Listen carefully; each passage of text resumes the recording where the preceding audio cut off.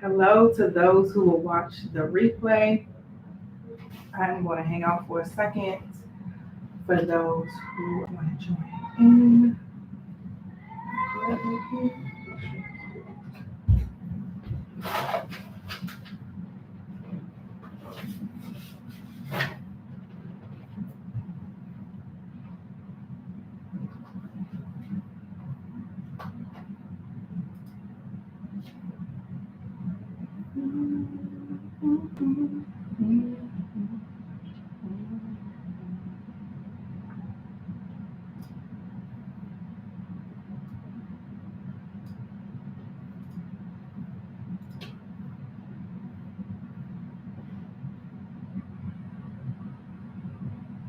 Hello, everybody who's joining in. As you come in, say something in the chat. I have not been live on YouTube in years, so this is definitely different. My last live that I did, we used StreamYard and streamed into YouTube, so it's been a very, very long time since I have been directly on YouTube. Hello, everybody that's joining in. Say something in the chat so I know who's here.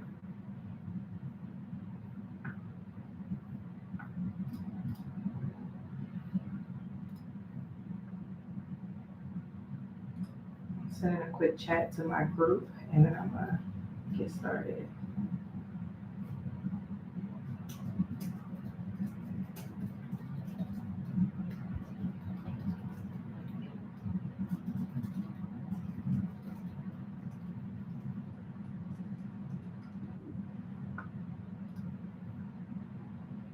Hi, Amber. I'm happy to have you here. Where are you coming in from? Everybody else, as you join in, say hello. Let me know where you are joining in from.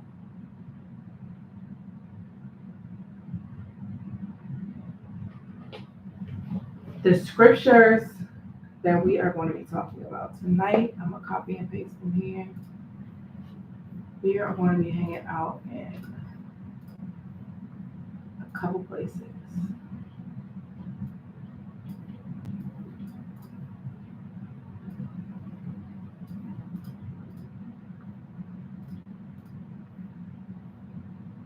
LA, awesome.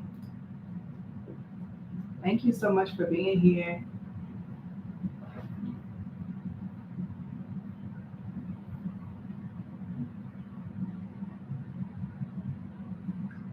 Hey, Paula. Thank you for being here. I appreciate y'all for hanging out with me. I'm not going to be long. I told my husband I wasn't going to be working past 8 o'clock. I don't know why I made them promises knowing I was going live. So I'm going to try my best. I'm going to try my best. All right. I'm not going to delay any longer. I'm glad I can share my screen so I can pull these scriptures up and share it. So thank you for those of you all who are joining me. Last week I started, a couple of weeks ago, I started on just wanting to do something different with my podcast and just as a way to really engage with my listeners. Podcasting can be such a disconnected thing sometimes, especially with my show being primarily audio. It can be a bit disconnected. Like I'm recording, I'm uploading it, I see like reviews or somebody sends me a message and things like that, but I don't get to interact too much. And I love when I get opportunities to interact with those of you guys who support me. And so in just thinking about new ways to do that, one of the ways I've tried to do it in the past was like recording video podcasts. But for me, that doesn't really work because I find it to be quite distracting. Because I might be worried about like what I look like or what the background is or all of these different things when I just want to communicate what God tells me to communicate on my show and kind of get out of there. And video can be a bit distracting. And it just adds extra layers that I don't like. I like to be comfortable and safe in a way so that I could just communicate. But with that, I'm always trying to think of ways where I can still engage with my listeners. And so I tried something new a couple of weeks ago where I just set up the camera as I was reading the scriptures and preparing for a new episode, and really was just kind of talking out loud and processing out loud. And I asked folks like, "Hey, if you're enjoying this, tell me so I know like that you guys appreciate it, so I can continue to do it." And so I got some really really good feedback, and so I wanted to keep that up. So we are preparing for this week's episode of the Blessed and Bossed Up podcast. The title of the episode is called "How to." What did I name it?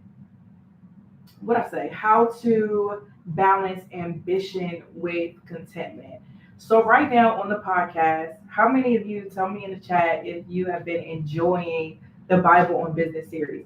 I personally have been enjoying the Bible on Business series. There is just this methodology. As somebody who's busy, I got two businesses, two kids, a husband, and 50 million other things going on. The Lord has really been teaching me just the power of concentration. And I'm probably going to do a live or something soon, going deeper into the methodology that the Lord has been showing me about just total life harmony. But with concentration in particular, I'm not talking about like focus, but concentration. Like if you have a drink, let's say a juice, if a juice is more concentrated, then that means there are more of its key elements. So instead of it, let's take orange juice, for example. If an orange juice is more concentrated, it's just 100% juice. If it's less concentrated, it may be diluted with water, natural flavors, other additives. But when something is concentrated, like I said, those key nutrients are primarily what is there. And so what the Lord has been essentially showing me is when it comes to the different things that I have going on, what concentrated effort can do. So for me, my primary focus is staying connected to the Lord, studying my word. And from that comes podcast episodes, comes me being able to pour into those, and my programs comes me being able to serve in my communities and all of the spaces that I show up at. And so I've been loving this series because a lot of these episodes have just come from just time with the Lord, not necessarily seeking Him for the podcast in particular. And so I'm learning, and just as much as I pray that you guys are learning. So yes, Amber, get back in and listen. I don't even know what episode we're on at this point, but we are a few weeks in, and it's been really, really good. What the Lord was showing me when I first started this series is that a lot of people look at the word for like promises and the way that He wants to bless us and advance us and make us wealthy and all of these things. And those promises are here, but we're not looking at the text for the operational side of our business, for how we're supposed to show up in our business. Like, yeah, we're supposed to have faith, but how does that translate into the day-to-day operations? How does that translate into partnerships? How does that translate into navigating tough season? How does that translate into the more practical day-to-day elements of entrepreneurship? And I believe that in this advancement of the faith and business sector, it's become like prosperity gospel, and it's leaving people just ill-equipped to build the Lord's business. And so with this Bible on Business series, this is exactly what it sounds like. What does the Bible have to say, and how does that apply to us as entrepreneurs? So we've been doing this for a few weeks. I started off with the shepherding episode because with the Lord, what I love about Blessed and Bossed Up is that I've been doing the show for over 7.5 years. And over this period of time, there have been so many different markers in my personal life and in my entrepreneurship journey. Like when I started the podcast, my husband and I were not engaged yet. We were dating. I wasn't a full-time entrepreneur yet. I was still figuring out what entrepreneurship is. It was just so many different things. And so I've gotten married, I've launched multiple businesses, I've been a full-time entrepreneur, I've had kids, I've done so many things in my personal life over the course of the last 7.5 years. But the show has always also been a great marker for business seasons for me. So when I first changed the show to Blessed and Bossed Up, that was a marker of teaching people and me learning how to make God the CEO of my business. Then over time, the Lord was showing me that I needed to switch from entrepreneurship to executive. And He was showing me that, yeah, I've been doing good with the hustle and the grind and making things happen and all of that, but I needed to be better at the executive functioning side. And so I had an episode about that on the podcast, and we discussed that. And that's the season that we have been in for some years. So when we started this Bible on Business series, what the Lord was showing me, like, okay, now, and this is reflective in the podcast and in my own entrepreneurship journey, like now, this is shepherd season. So this is the season where I need you to mentor my people, pour into my people, help grow and lead my people. So with this series, the point of it all is that entrepreneurship is not about just about sales. It's about souls. Yes, money matters. You have to be mindful of money and making money so that your business can survive, but it's not your master.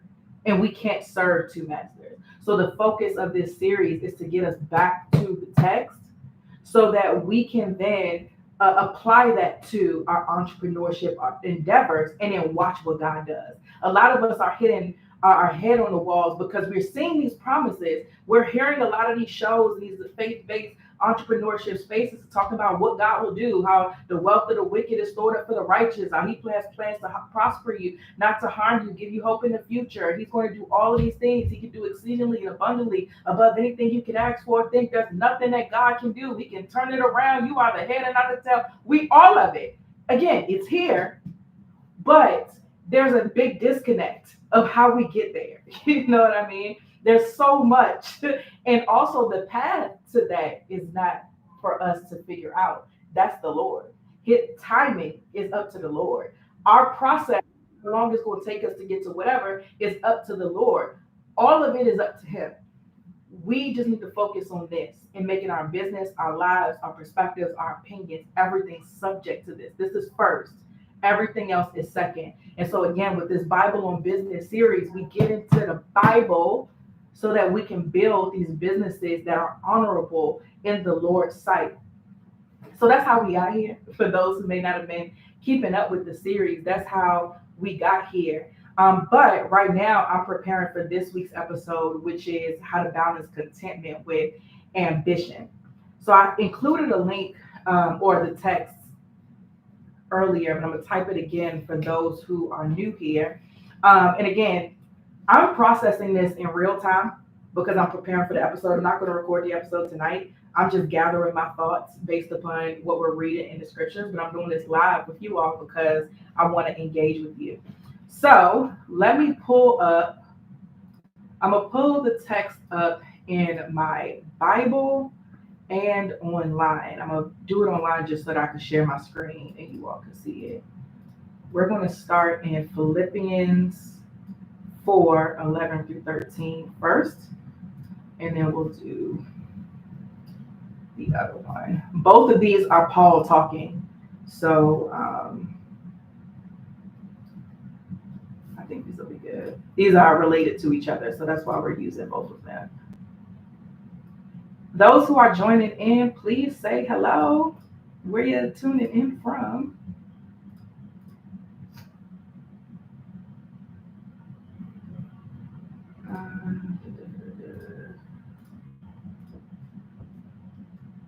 Okay, so the first text I'm going to read.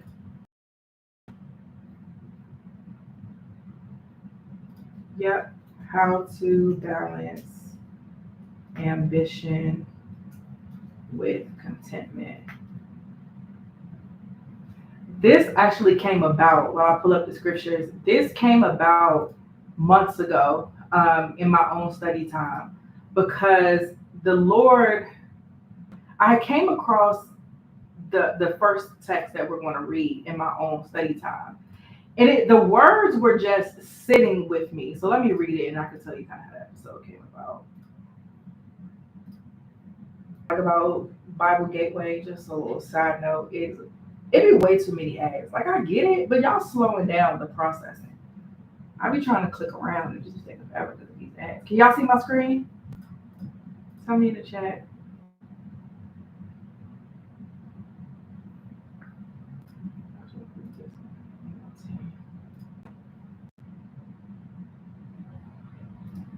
Can you see my screen?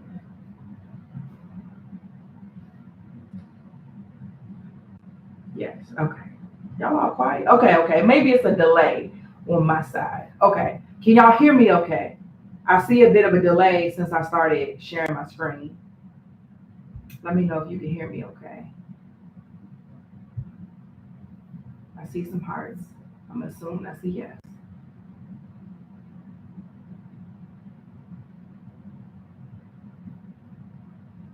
It's a delay. All right. What about now? Is it a delay now? I told y'all Bible Gateway be having all them ads just messing everything up.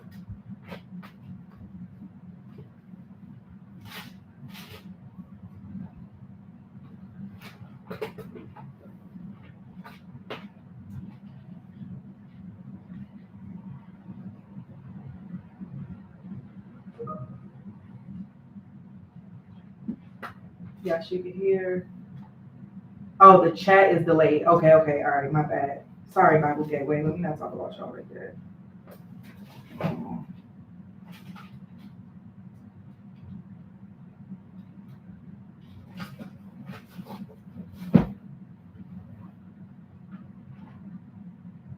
I got you. 1 second.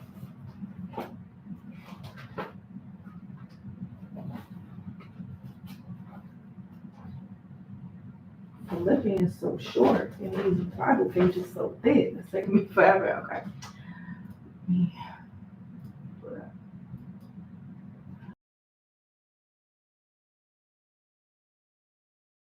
4:11 through 13. So it says, and this is Paul talking, not that I was ever in need, for I have learned, and this is one of his letters, not that I was ever in need, for I have learned how to be content with whatever I have. I know how to live on almost nothing or with everything. I've learned the secret to living in every situation, whether it is with a full stomach or empty, with plenty or with little, for I can do everything through Christ who gives me strength. We all a lot of times quote verse 13 and same Z's. I'm always thinking like, if I'm struggling with something, I can do all things through Christ. I can do all things through Christ who strengthens me. But when I don't even remember how I came across this text, but when I came across it, this really just stood out to me because I'm like, dang, Paul is really talking about some real contentment here. Like talking about how he could live with almost nothing or almost everything, like whether it's full or empty, plenty or little. Like this is a level of settledness that he has. To be quite frank, I was asking the Lord for because I ain't got it. Like in my own strength, I can't have little and be content. I'm working on it. The Lord is helping me with this. But a big something in my own entrepreneurship journey that will bring me a lot of stress is like either the desire to go to the next level or frustrations with the current season. And I was getting frustrated with myself, which is how I believe I ended up in this scripture because I'm like, there's always going to be something like within business by nature, there's always going to be ebbs and flows. The economy changes, people's situations change as far as your customers and clients, expenses change, pricing may need to change. There are so many fluctuations and moving parts as it relates to business that you can't get so emotionally sucked in to anything really. You have to have like a level head to be able to make sound decisions and make sure that you're doing what you need to do for the bigger picture. But what I found being a Christian entrepreneur in particular is that there's a level of emotional attachment that I don't think I would have if I like, I don't know, owned a dry cleaners. You get what I'm saying? Like I don't think that if I had a business that was more boring and less like purpose attached, if that makes sense, that I would really trip as hard. Like I would be able to compartmentalize a bit better. But I think that because I'm doing this for the Lord, because He's entrusted me with a large audience, because He's entrusted me with this business, and to be honest, something that I struggled with earlier on was I would have this mindset of like, if I fail, what does that mean for all of these people that I have told to make God the CEO of their business. That was a weight and a pressure that I carried for a long time. And all it did was produce anxiety. But it is crazy because you think as the Lord grows you, that you will be a lot more content. But the reality for me is as he grew me, the pressure I felt like was even heavier. And so that thought was like, man, if I fail, if I close down, if I do this, if I do that, what is that going to mean? Are people going to turn away from the Lord? Are they like going to be like, well, I'm going to do business the world's way because clearly the Lord's way isn't working? Like that's something that I thought about often. Tell me in the chat, like, do you ever, as Christian entrepreneurs, do you feel the pressure that like this has to work because I put God's name on it? Tell me if I was by myself in that. I'll wait because I know the chat is delayed a bit.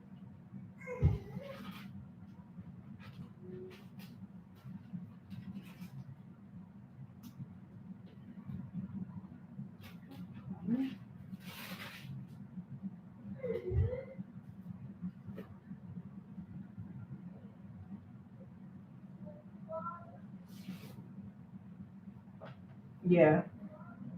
Amber says yes, and it keeps me in stagnant seasons. China, please. My hair is a mess. My hair is a mess, and I messed it up even more putting this hoodie on. But it is like 2 degrees in here.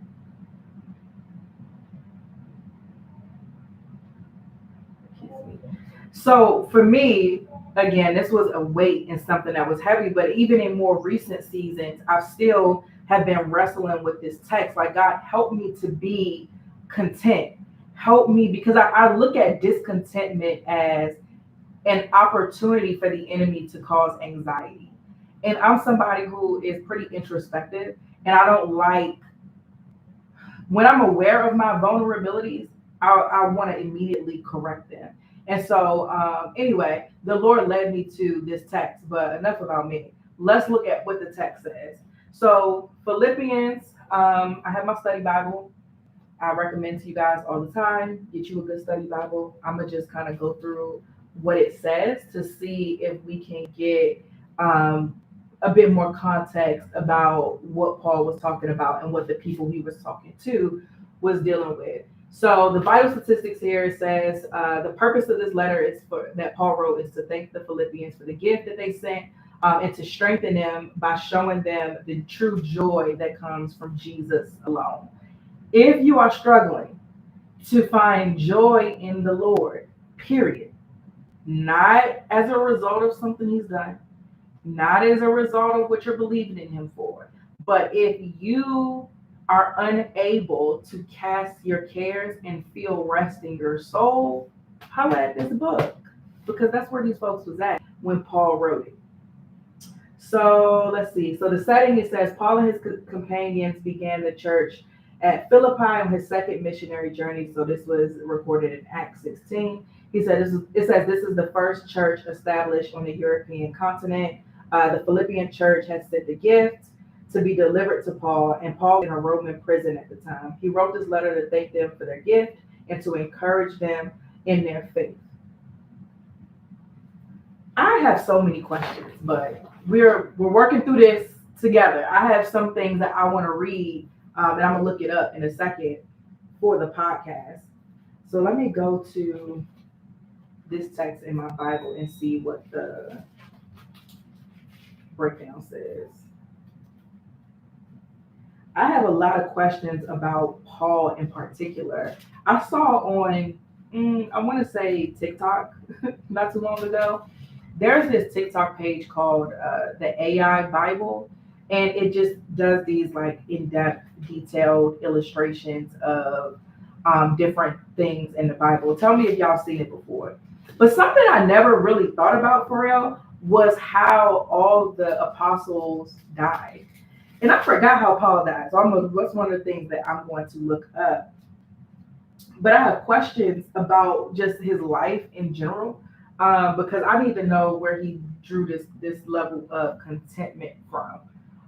I know generally, but I wanted to study it a bit more to see if I get anything else. So let me see what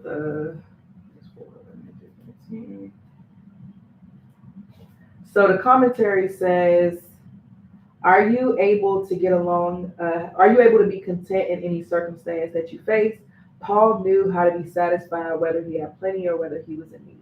The secret was drawing on Christ's power for strength. Do you have great needs, or are you dissatisfied because you don't have what you want? Learn to rely on God's promises and Christ's power to help you be content. If you always want more, ask God to remove that desire and teach you how to be satisfied in every circumstance. He will supply all your needs, but in a way that He knows is best for you. Paul could not. Paul could be content because he could see life from God's point of view. Paul could be content because he could see life from God's point of view. He focused on what he was supposed to do. I'm reading slow because I'm thinking about something I want to bring up. He focused on what he was supposed to do, not what he felt he should have. Paul had his priorities straight and he was grateful for everything God had given him. Paul had detached himself from the non essentials so that he could concentrate on the eternal. This over y'all, they spitting. I might have to start this over. Let me start this one over because every sentence I'm pausing because I'm like, dang, that was good. Paul could get along happily, so that means he could be content because he could see life from God's point of view. Somebody put in the chat, see life from God's point of view. And there's a text in Colossians that we can reference for that. He focused on what he was supposed to do, not what he felt he should have. Paul had his priorities straight, and he was grateful for everything God had given him. Paul had detached himself from the non-essentials. This is the one. Paul had detached himself from the non-essentials so that he can concentrate on the eternal. We're going to come back to that. Often the desire for more or better possessions is really a longing to fill an empty place in a person's life. So what are you drawn when you feel empty inside, and how can you find true contentment? The answer lies in your perspective, your priorities, and your source of power. I'm going back to this sentence where they said Paul detached himself from the non-essentials so that he can concentrate on the eternal. Tell me in the chat how many of you are willing to do that. And let's just be honest, because the Lord will work with us. But tell me in the chat if you are willing to do that. I can say that I am, but let me tell you why. In this phase of entrepreneurship for me, I have goals. You know, I'm ambitious by nature. And I believe I'm always going to be believing in God for something new. That's a part of who I am. And I don't think that that's ever going to change. And I don't think that God wants to change it. This level of commitment and, focusing on the non-essentials or only focusing on the essentials because of the eternal. This is something that I am willing to do, that I want to do, because I believe in this point in my entrepreneurship journey, I've experienced a lot of success to where I'm not easily swayed by like stuff I see online. Because I feel like in your journey, you deal a lot with like comparison. You make idols out of certain income goals. Like when I first became an entrepreneur child, it was I'm gonna have a six-figure business. I'm gonna have a six-figure business. 6 figures was the goal, and everything I did was to build a 6-figure business. And I've done that and maintained a 6-figure business for years and a profitable business for years, and I've done so many things. I have assets, I have healthy children, a thriving home life, successful companies, impact. I haven't compromised my value to be able to build my business. So there's a level of contentment that I have because of what I've been able to accomplish. But there's also, I believe, a level of soberness that I have as well because of what I accomplished, right? So it's like so many people, you have these big goals of what's next, and you romanticize it so much because you don't know the cost of it. Like it's easy to prioritize like a six-figure business or to envy people who have a six-figure business, but like what number are we talking about? Are we talking about the gross? Are we talking about the net? Where at six figures are we talking about? Are we talking about 100,000? Are we talking about 900,000? Those are way two different conversations, right?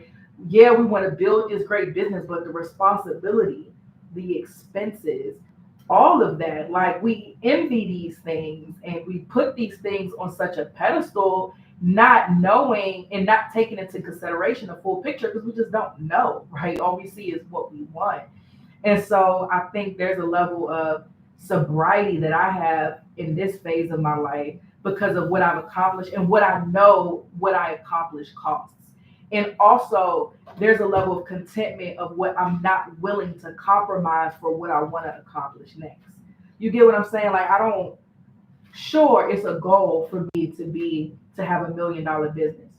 I know what it's going to take to get to that level. I'm not willing to do those things right now because I have little children. I want to have more children. My husband needs certain things from me. There's going to be things that I'm going to have to sacrifice for that I'm just simply not willing to sacrifice. So I would much rather reach that goal when my kids are a little older, they're out the house. If I would much rather put in the work that from my perspective I know is going to take to get to that goal later because what matters more is my family at this time. Now, if God want to just do his big one, that's fine too. As far as my participation goes, my priority has to be in check. Excuse me, y'all. So, but for you guys that are here, and what I'm thinking about as it relates to the podcast is really, hold on, y'all. Babe, can you give me some water, please? It doesn't matter.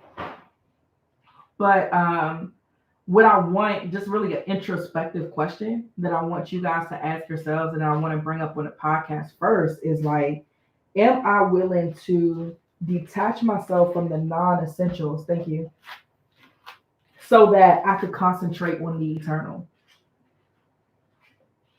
Tell me in the chat, what's your answer to that question? Let me read. I want to read it how the commentary says it. Are you willing to detach yourself from the non essentials so that you can concentrate on the eternal?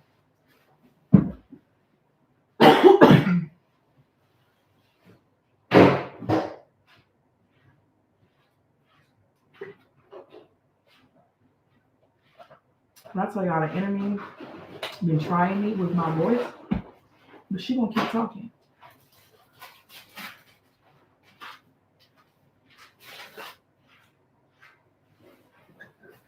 What I want to look at a little bit more though.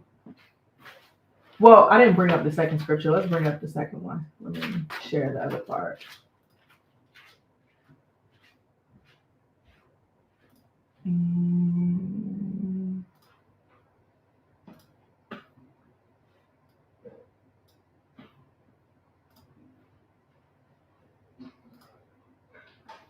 Let's see what the message version talking about first.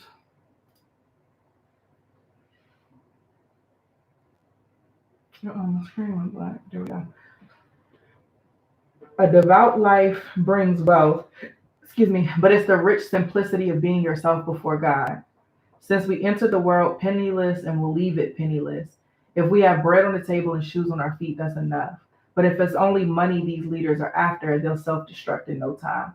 Lust for money brings trouble and nothing but trouble. Going down that path, some lose their footing in the faith completely and live to regret it bitterly after. But you, Timothy, man of God, run for your life from all of this. Pursue a righteous life, a life of wonder, faith, love, steadiness, courtesy. Run hard and fast in the faith. Seize the eternal life, the life you were called to, the life you so fervently embraced in the presence of so many witnesses. Maybe a little wordy.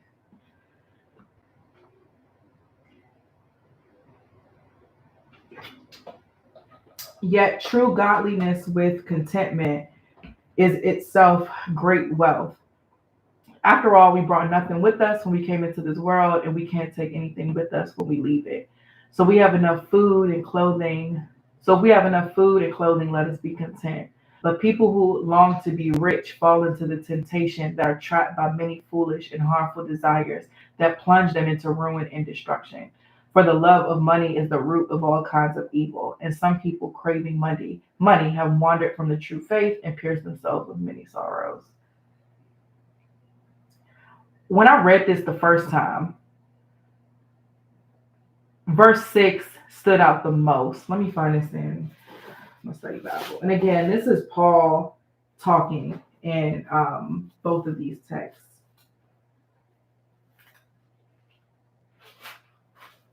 And Paul is essentially talking to Timothy, his son in the faith. Timothy 6.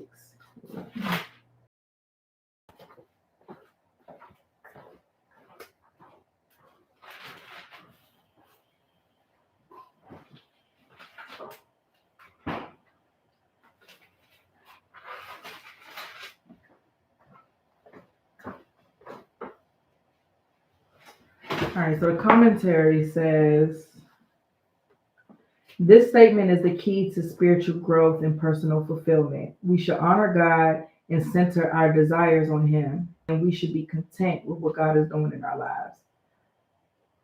Despite overwhelming evidence to the contrary, most people still believe that money brings happiness. Rich people craving greater riches can be caught in an endless cycle that only ends in ruin and destruction. Away from the love of money. Paul gives us some guidelines. One, realize that one day riches will be gone. Two, be content with what you have. And three, monitor what you're willing to do to get more money. Love people more than money. Remember, the series is all about souls over sales. Love people more than money. Love God's work more than money. And freely share what you have with others. Y'all hear those? Love people more than money. Love God's work more than share what you have with others. What I think about this, this part talking about like freely share. Now, this is the commentary, this ain't the text. But this part about freely share what you have with others. From a business perspective, it makes me think about a sales funnel. When you have a sales funnel, it's literally like, do I have anything that's like shaped like a triangle around here? No. A sales funnel is essentially think about an upside down triangle, right? The bottom of it is wide at the top, point at the bottom. The bottom of it is like that final sale. The top of it is where people start getting into the funnel. So it's your job, your marketing job, to guide people from the top of the funnel to the sale, and then also make them a loyal customer where they advocate and bring more business, et cetera, et cetera. So when it comes to top of funnel strategies, most of the time the point of like freebies and lead generation items is to bring people into the sales funnel. So I find it interesting that the study Bible says, give freely. What does it say? Give freely, freely share what you have with others. So we can use freely sharing what we have with others doesn't necessarily harm our business. I look at it as a marketing strategy, like as a top of funnel strategy, where if I'm on live here, or if I'm on social media, if I'm on my podcast, all of these places where I'm freely sharing my knowledge with others, I am in alignment with the Lord because I'm not being greedy. I'm giving away knowledge for free. I'm not charging y'all right here to be here. I'm not charging people to view my social medias. I'm giving freely things away with limitations, of course, because we have businesses. So that just makes me think about that. But what stood out to me when I read this the first time was true godliness with contentment. So I'm going to holler at ChatGPT real quick, because these ads on these sites I be using for stuff are going to get on my nerves. So we're going to use chat and have him help us break down godliness with contentment. So first thing I'm gonna do is I'm gonna have him exegete this text.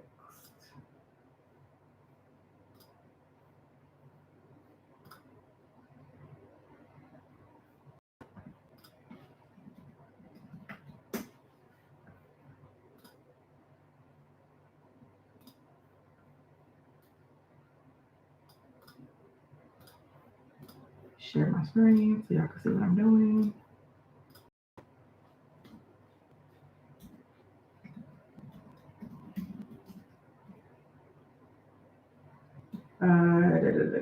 Exegetes,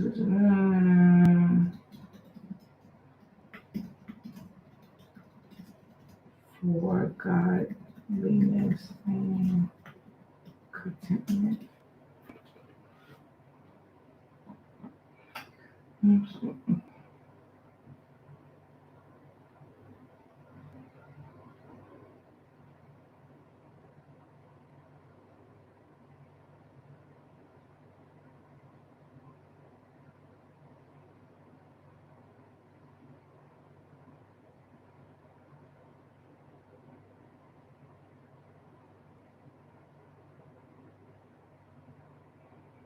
All right, let's see what he says.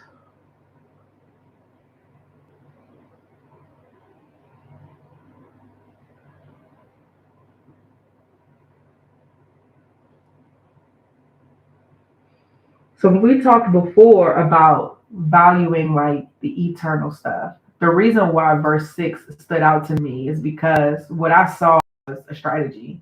You know, godliness plus contentment equals gain. Like I saw a formula. And that made me really zero in on verse 6 in particular and wanted to expound upon that because how can I then translate this formula into how I do business so that I can make sure that I am doing business from a eternal perspective and not just to accumulate things that I ain't taking with me to heaven. So I had him kind of break down the text just so that y'all can see.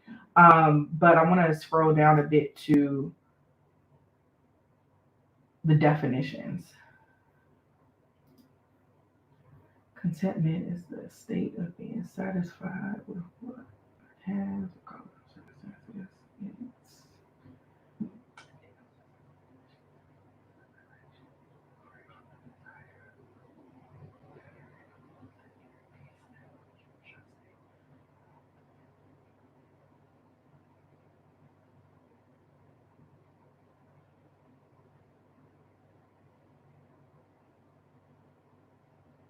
Tell me, I'm reading and processing this with y'all. Tell me in the chat what are some takeaways that you're having as we're looking through this stuff.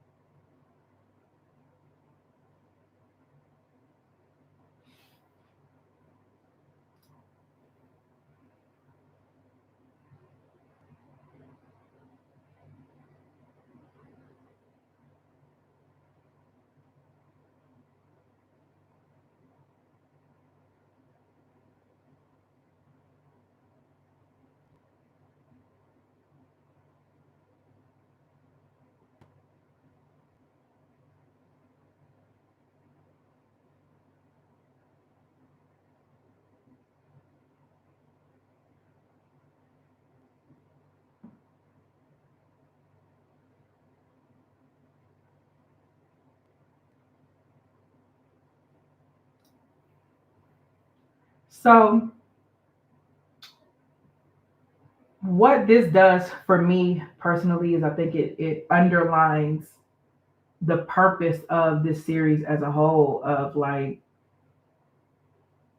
again it's not about sales it's not just about sales, it's about souls. Our life even as Christian entrepreneurs is not about how God can just bless my business and how rich can he make me and how wealthy I can appear to other people, but it's How can I devote the entirety of my being to the Lord and constantly crucify my flesh, live according to his will, and respect him so much that I'm going to submit to his authority, and not just in what I say and how many faith Christian like things I can check off, but how can my attitude reflect that? My actions, my thoughts. How can, when I wake up with my mind fixed on pleasing the Lord. I put my feet on the ground, and the things that I said, lift my hands to are to honor the Lord. Like the questions that come up that I'm asking myself, and I want you to ask yourself, is how can I embody godliness? How can I live a life that reflects the character of God? How can I, and then if I do that, that will spill over into my business because it's who I am. I don't become a different person to operate my businesses, right? I just bring myself to those spaces. So yeah, I see the first part of this as a formula. Godliness plus contentment is great gain. So, and again, great gain, not necessarily in material wealth, but also not necessarily excluding material wealth, right? It's not like God just wants us to be poor. That's not true. So it's not excluding material wealth, but it isn't prioritizing it. You know, a part of contentment is having your priorities in order. Any of you guys getting anything from just this breakdown in the definitions? Tell me in the chat. When thinking about the podcast though, because yeah, we just kind of talking through and kind of processing the text, but and thinking about the podcast, and the reason why I called this "How to Balance Contentment with Ambition" is because what I wrestled with is like contentment feels like idleness. When I was studying this the first time, excuse me, it feels like I'm essentially doing the bare minimum, but not trying to do better. Does that make sense? Because I'm like, okay, God, well, where does this ambition fit? Like, where does the goals and the things that I'm working towards in my business fit? Because my business has to have goals. You know, I'm not just lackadaisical with stuff. You know, our businesses, we have to be working towards something. So how do you balance? So how do you do that without crossing over into the other territory that we're not supposed to be in, of focusing on material things? That was my question. And for those of y'all who don't may not know me or be too familiar with me, my brain works in a systemized way. I don't do well with like a lot of theory and no practice. And that's why most of the time, if I'm teaching or talking or recording a podcast, there's always going to be practical application, because what do we have this deep convo for if nothing's going to come from it? That's just me personally. Like I need some type of action steps that I can follow. And so when I was reading this, I'm like, God, I get it. I understand. I see godliness plus contentment equals great gain. I respect that Paul is standing on business here, but like, how does that fit with with the goals? And so the answer that I kind of am thinking through still and just chewing on a bit is, I believe that contentment is not an absence of desire to do more. Like ambition and contentment are not antonyms, right? They're not opposites. They, when in the right space, they're working together. So to me, contentment tempers ambition and keeps it from becoming selfish. So that's what we see in the text, how the Lord speaks against selfish ambition. So I think the relationship here is that ambition with contentment will keep us on the straight and narrow. And even this text here, like godliness plus contentment is great gain. If you're godly, you're not going to fall into selfish ambition. Like it's the godliness that anchors us. It's the Holy Spirit that directs us and reels us back in. It's the Lord that let us know when we're off and give us those directions. So for as long as we are godly, and as long as we put our faith and our trust and our confidence in the Lord and our actions in alignment with godliness, I think that'll temper our ambition. For the podcast though, because yeah, that's cool. Again, this is me just processing. I want to break that down though into actionable steps. I have to think that through a little bit. I think, of course, the main thing is making sure that we are godly. That's for sure. Um, but what else? Like what like parameters or controls can we put in place? Tara says it sounds like a fine line, like a tightrope. Yeah, true wealth is not materialistic. It's having a deep respect for God and fighting as well. It makes me think about wealthy people in the Bible, like Abraham. How did he steward his wealth and stay aligned with God's will and experience contentment? I'm about to ask ChatGPT and see what he said.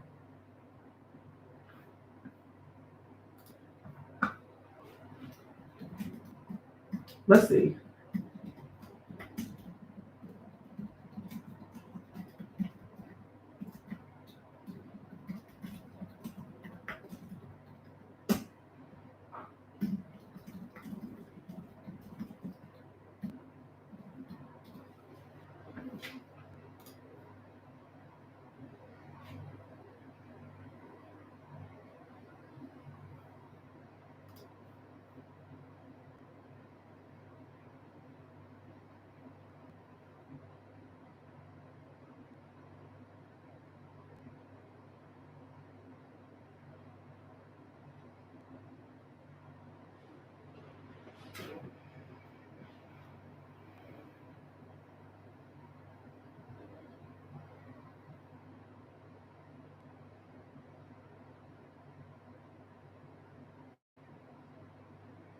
Tithing. Here's one practical, right?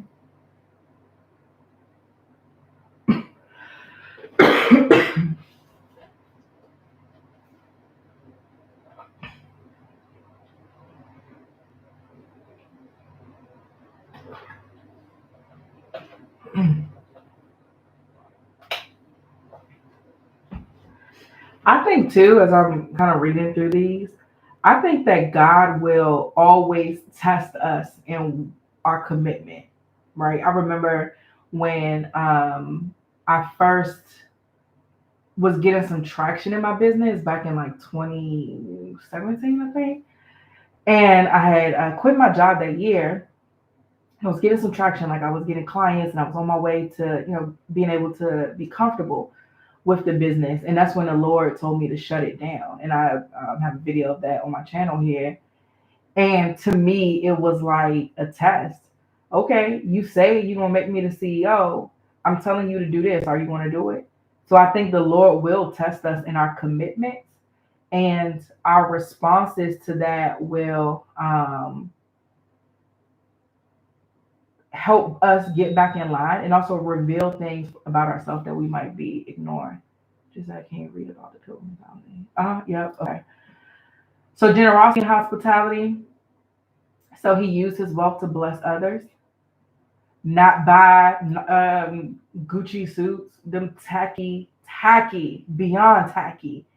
But I question their authenticity, designer things that people be buying all the time. Obedience to the Lord, so willingness to sacrifice, maintaining a pilgrim mentality. Abraham as a sojourner. It was wealthy he lived. Plumbing and tips and was a forward to the city with foundation.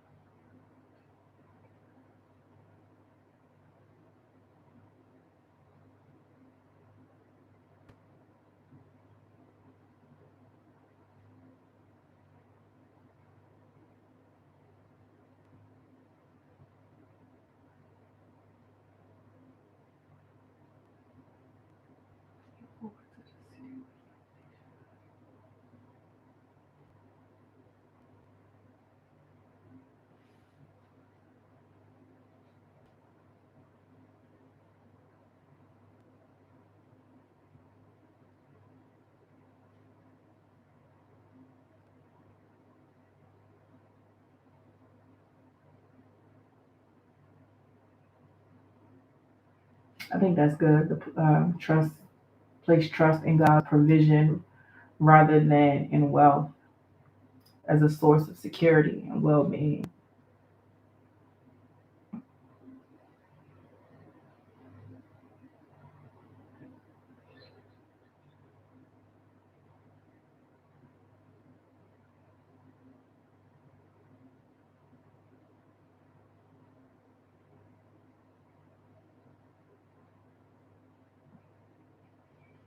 Integrity, yep.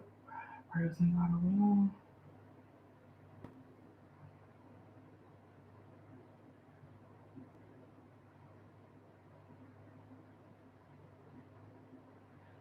To me, all of these things that are listed here are byproducts of godliness.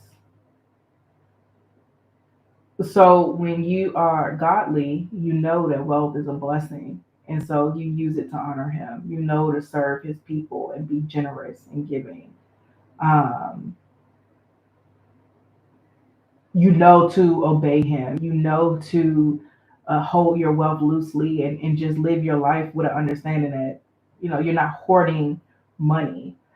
Something that I dealt with earlier on in my journey was when I first started making money. I was such a hoarder. It was as if I was just waiting for, I don't even know. Like it was like it didn't seem real in a way. So it was like I did not want to spend money on nothing. Like even buying myself nice things. I like nice things, but I'm not like a label. I want to say a term. I'm not like somebody who has to have labels. Like if I see something and I like it and it's expensive, I want to be able to buy it. If I see something I like that ain't expensive, I want to be able to buy it. But to me, like I have like a couple nice, I might have I have a few designer things, but I'm not like somebody who's like validated by that. But earlier on in my journey, if I had the money to buy something nice, I was scared to because I just felt like it all was going to just go away. Like it's a weird thing. It took a while to kind of get comfortable with that. But even in that, that may sound humble and good, but it's still trust in the wrong thing. It was trust in something other than the Lord. Because why would I be hoarding money if I didn't give the money to myself? Like if I trusted that the Lord was going to do what he did to that point, why would I not trust what he's going to do next? So that didn't mean that I then became irresponsible with money, but it's just more so of like I wasn't stressed about it as much. Like I remember, silly story. I wanted this bag, right? And it was nice. It was expensive, but it was nice. And I asked my husband because it was an expensive purchase, so I had to run it past them. And I'm like, y'all really want this bag? Like, I think I want to go get it for Christmas or whatever for myself. Right? And so he was like, go ahead. Man, I was like, no, but like, it was almost if I wanted him to tell me no. 'Cause my husband is a CPA, so I let him make the financial decisions because who am I? You have a whole license for this. So he was like, go ahead. I'm like, oh no, you're not supposed to tell me that. You're supposed to tell me no so that I can just know, right? So he was like, go ahead. I was just like, when I tell you I was sweating, my heart was beating fast. And I'm like, Tatum, what is wrong with you? But it was just this pride, lack of trust in the Lord, and I didn't buy it. Like I say all that to say, like I had all of this riled up because I was scared to spend the money, and I didn't spend it. I just was like, no. So I rationalized myself out of not making that purchase, but I didn't like what that revealed about me.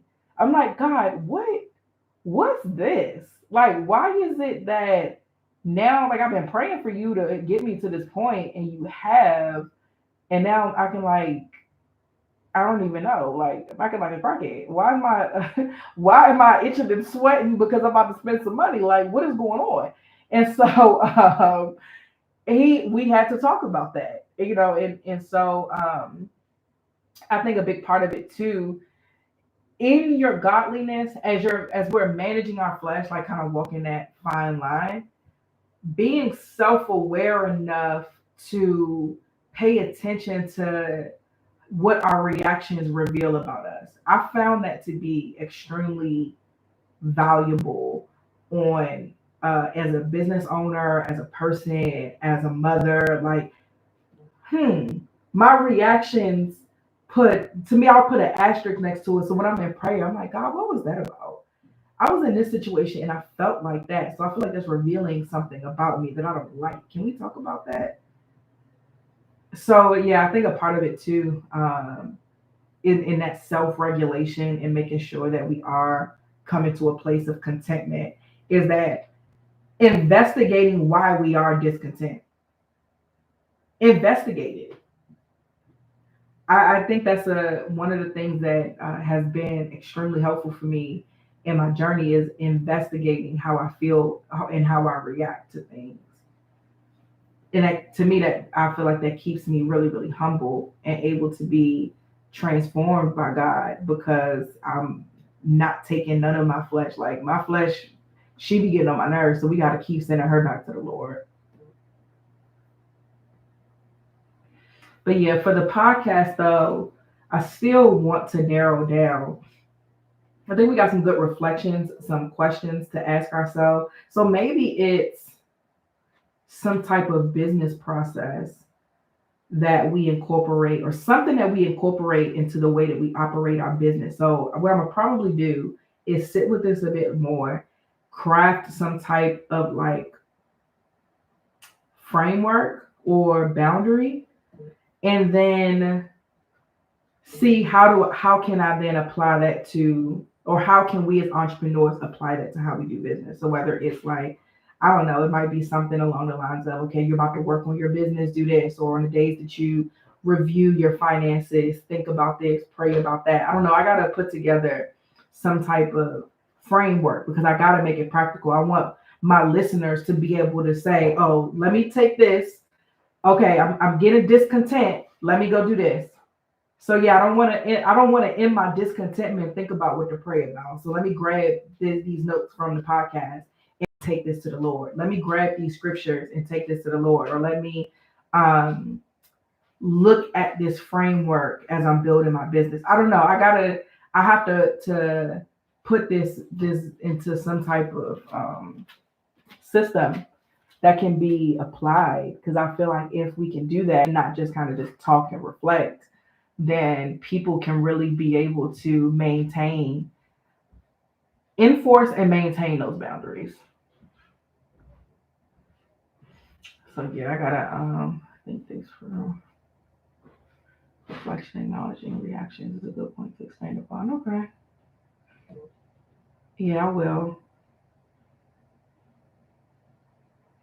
I'm curious.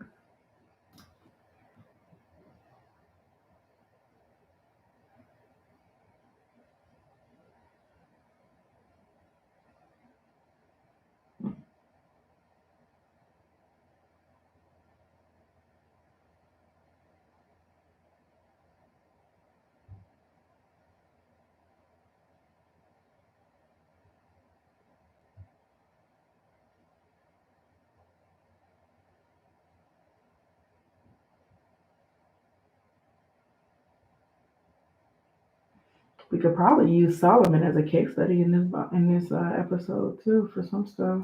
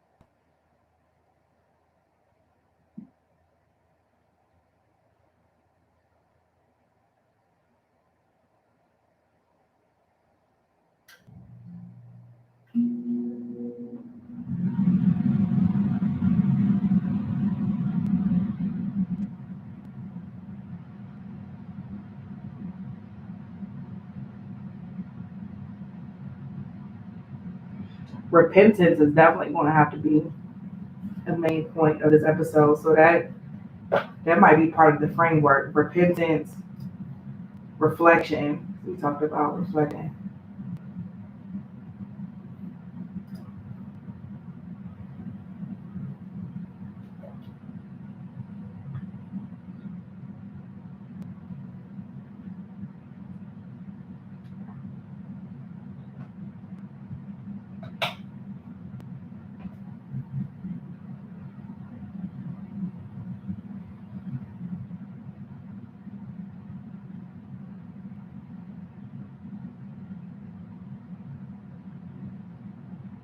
Speaking of Paul, I said I wanted to ask chat something.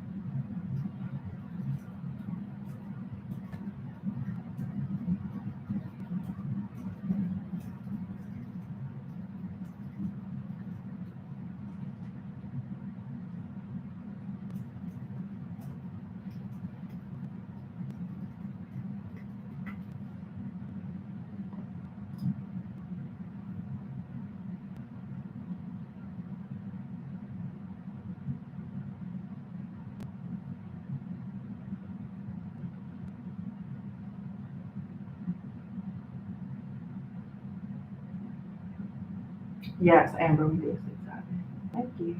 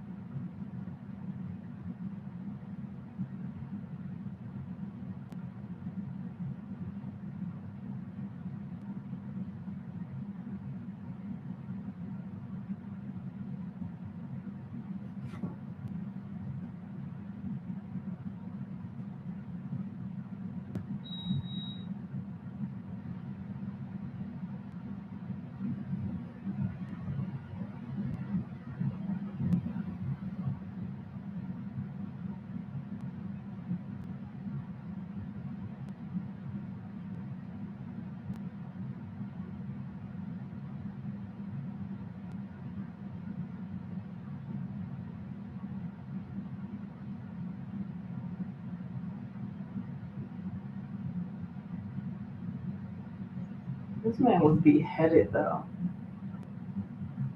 Oof.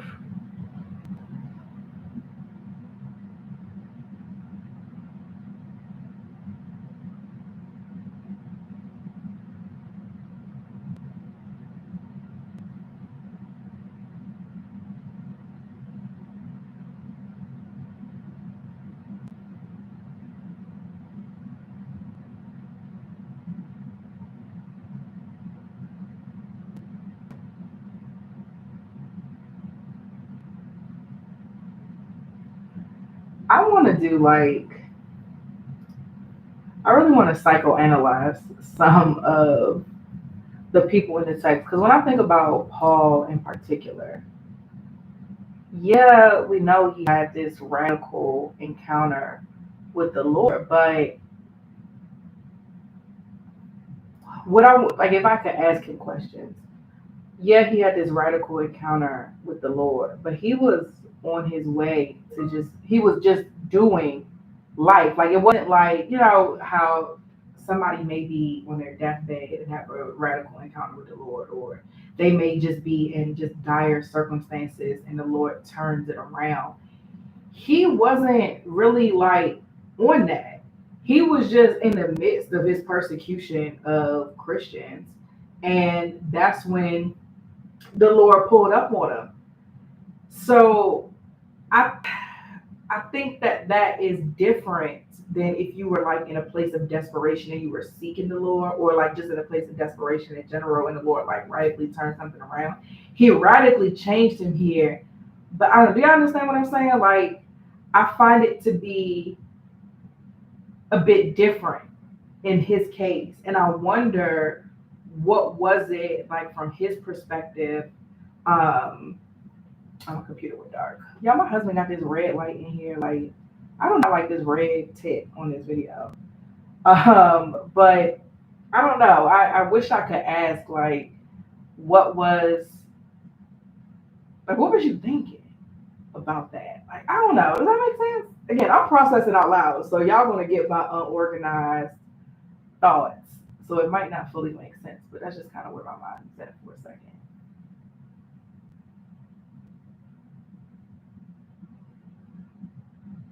Let me know. Like, why he got this red light in here, y'all? And I think this is one of them little LED. I think this is one of these little LED lights where the app changes the colors. I was like, can you make it pink or something?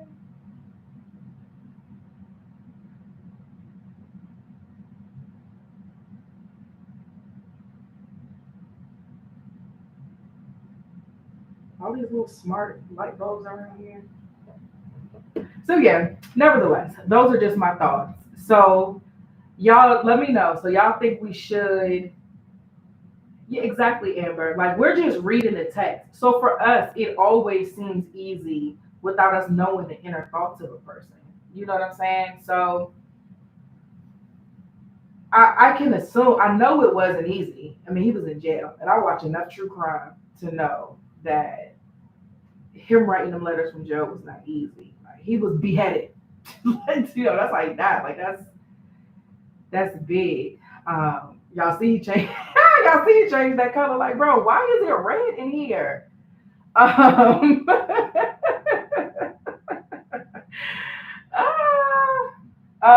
but yeah, I want to read. I do want to put together. I'm gonna read a bit more into Paul in particular to see if I can psychoanalyze enough to try to see kind of where his mind was at and how that might be helpful to us as we adjust to being content and creating those boundaries to where our ambition doesn't become selfish.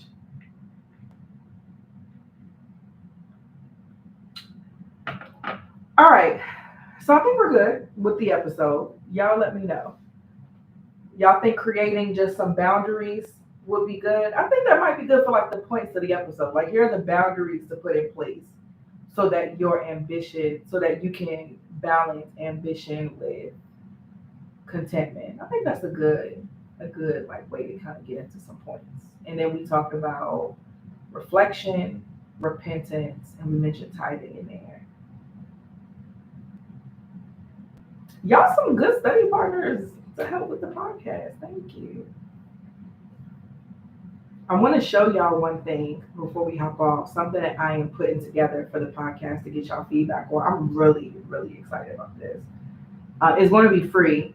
And because we're doing this Bible on Business series, like with the series, with the series, people are hearing kind of like my processing through the text and hearing like the points that I may pull from it or whatever. But I want people to be able to have some guidance on how they can then go to the text for themselves and how they can study it and extract for their business. Because again, I feel like there's so much talk about how the Lord wants to bless us, which he does, and how, he wants to make us wealthy, which he does. But that's his job when, if, and how that's going to happen. Our job is to study this and follow it and to be godly. Um, and I think that gets lost in this Christian entrepreneurship conversation. So let me show y'all what I came up with.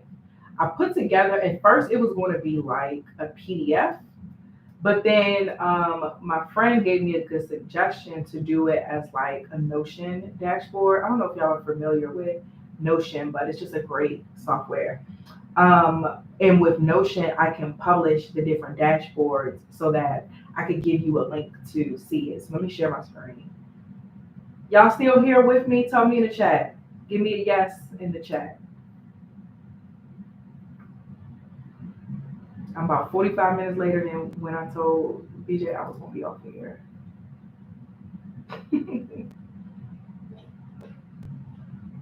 Yes, okay, perfect.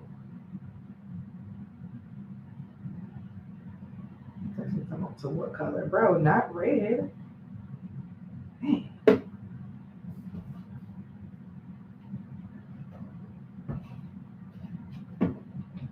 Awesome. All right, so here's what I'm up with. So this is an episode that I did last week. It was called Losing 83%, where we were talking about John 6, 60 through 71, and how Jesus lost followers because they wouldn't try and hear what he was saying, essentially. So I put like a quote from the episode here, and just what the episode is about. This is the link to the episode. So if you play this, it'll play the actual episode. And so what I made this public, and it's going to be a whole dashboard of all the episodes of the Bible on Business series. So when all you have to do is enter like your name and your email, and you'll get sent the link. But you'll be able to kind of study the text for yourselves. And so again, I'm gonna do it for each episode because I want people to study each episode text for their business. So I talk about the purpose of what the guide is, what is exegesis, helpful resources. So the Life Application Study Bible I talk about all the time, strong concordance if you want to look up different words, Blue Letter Bible, Bible Gateway. I use ChatGPT for quick stuff, especially like on here to just ask back and forth questions, because all he does is just scrape the whole internet and put these things together. And because the Bible is a historical text, it's helpful to use him. But I still suggest that you utilize all of these resources individually, though, because OpenAI, whoever owns ChatGPT, can go and decide, hey, we about to change all of this, and you don't want to be following that. So always use your Bible and always use these biblical resources, even if you use AI sometimes to help. Always fact check him. Relevant scripture. So even though we were talking about John for all the episodes, I'm gonna pull in relevant scriptures, and all of them are hyperlinked. So any resource I give, you can click and go to it.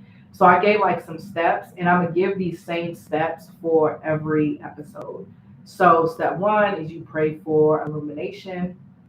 So you ask the Holy Spirit to open your understanding and guide you. There's a reflection question to ask. Step two, read the passage in context. So again, I have the hyperlinks here. And then in its broader context with just the full chapter, I have it there. And then a reflection question. So same thing for all the other steps. We have the action. So this one analyzes keywords and phrases. So I even tell you what words to look at specifically and tell you to use a concordance or Bible dictionary, which again is up here. Reflection question is there. Consider the historical and cultural background. So research, tell you what to research here. Step 5, interpret the passage. So again, questions to ask, all of that, and then you apply it to your business. I also have some more reflective questions here that people can use. So what does this mean? What does it reveal about the nature of true disciple and commitment? How did Jesus respond to those who deserted him inform you about your approach to dealing with setbacks in your business? There are even journal prompts here that are specific to applying this text to your business. Practical ways, I even take it home. So if you're reading it and you like, I don't know, I even give you some more practical ways that you can apply what you've learned here in this text. So praying for guidance, defining your mission statement, setting goals that are aligned with biblical principles, etc., etc., etc. And in the episode, I always provide a lot of practical things as well. But again, my goal is to get people to study the Bible more than they study their favorite business leader. Again, I'm not saying don't study your favorite business leader, but study the Bible more. Rely on the Lord more. Allow him to be your priority, and allow everything else to just be supplements, supplemental materials that's filtered through what he's revealing to you. So what do you guys think about this? Give me some feedback. I plan to do this for every episode.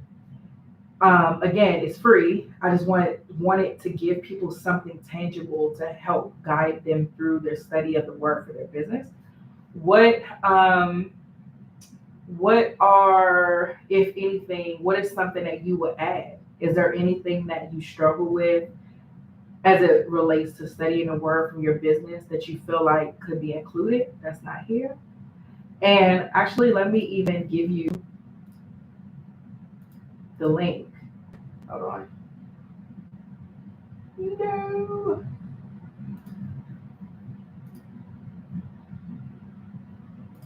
Copy link. That's what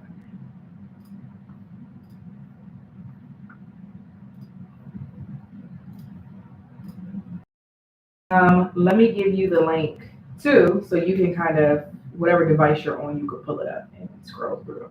I would love to hear if you guys think anything is missing.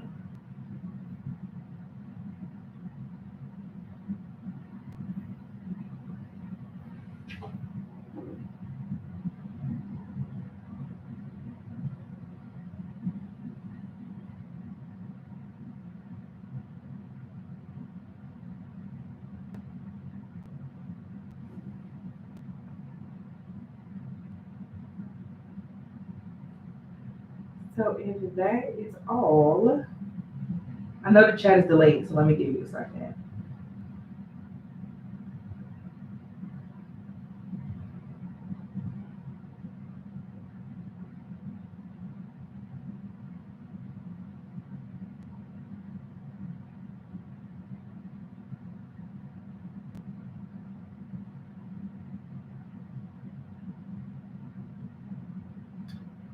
No feedback? Nobody want to add anything?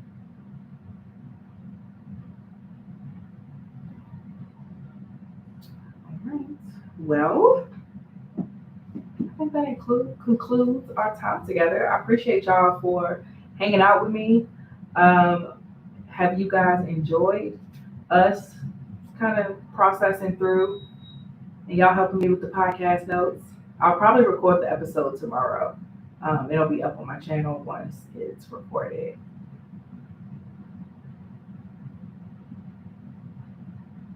Yeah. If you are not subscribed to the Blessed and Bossed Up podcast, please do.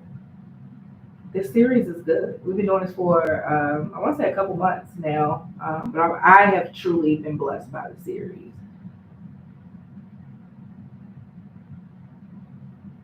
I know, Sedina, sorry. It's hard for me to plan to say like I'm going live this day and this time because stuff be happening. Stuff be happening. And I don't want to tell y'all I'm going to be here at a certain time and don't show up. Stuff be happening. These kids be doing whatever they want. And it just don't be working. I thought I was going to send an email. I had planned to send an email earlier today to say that I was going to go live at 6.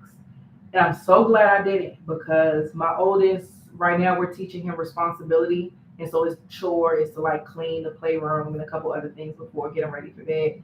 He was not having it. He kept telling my husband that he don't want no responsibility. I don't want responsibilities. And so I would have been on here and they would have been hollering in the back. The baby would have been hollering in the back. So I I think about it. I want to, but it's just not likely for this season of my life. But subscribe to my channel. And the replays will always be up. But thank you guys so much for hanging out with me. I appreciate it. I enjoy these. I pray that it blessed you. The episode of the show will be out this week. Go ahead and utilize the link to the Notion dashboard. But when I post the episode this week, I'll also post the link to the Notion so that every episode you guys will have some type of breakdown to help you then go back to the text for your business. So I pray y'all have a wonderful night. Thank you again, and I'll see you soon. Bye.